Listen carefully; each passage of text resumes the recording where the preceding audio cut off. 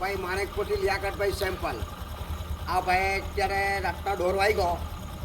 આ બે છોકરાઓને મોકલેલા કે સેમ્પલ ભાઈ લઈ આવો. તો ચાલો મેં કહું આજથી ચાલુ કર્યું છે નવી ચાયનું ભાઈ, ચાય કોફી એકદમ મસાલાવાળી.